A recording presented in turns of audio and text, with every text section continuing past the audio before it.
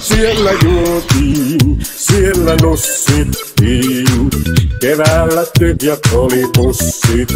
Siellä juotiin, siellä nussittiin, keväällä tyhjät oli pussit. Pohjolassa kansa on sen kaamoksensa vanki, pimeässä askarrellen paljoa ei hanki, mutta läpi talven seisoo tanakasti kanki. Jumalauta kaikki siellä silloin näin.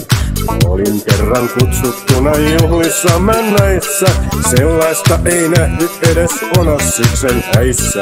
Mulkku oli käsittelyn jälkeen viikon jäissä, ja lääkärikin luuli, että sitä puri hai. Siellä juotiin, siellä nussittiin, keväällä tyhjät oli pussit. Siellä juotiin, siellä nussittiin, keväällä tyhjät oli pussit.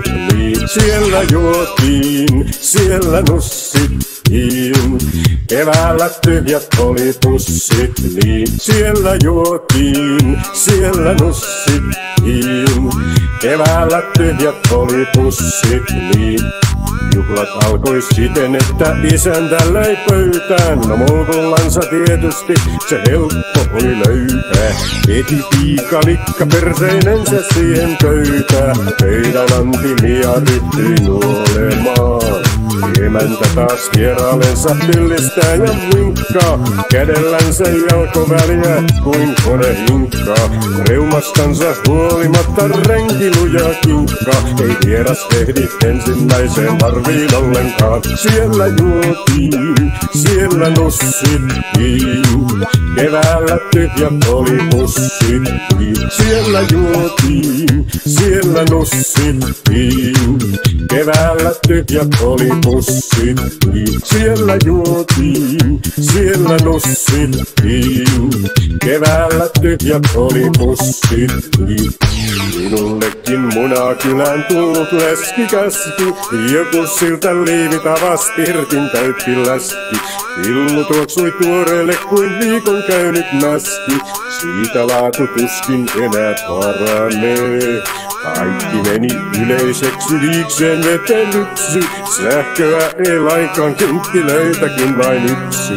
Sekin tuli jonkun persen reikään työnnetyksi, no eiköhän se pimeässä mulkun virtaa tee. Siellä juotiin, siellä nussittiin, keväällä tyhjät oli pussit. Siellä juotiin, siellä nussittiin, keväällä tyhjät oli pussit.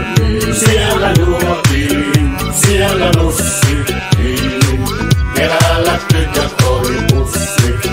Siellä juotiin, siellä nussittiin, keväällä tyhjät oli pussit. Siellä juotiin, siellä nussittiin, keväällä tyhjät oli pussit. Siellä juotiin.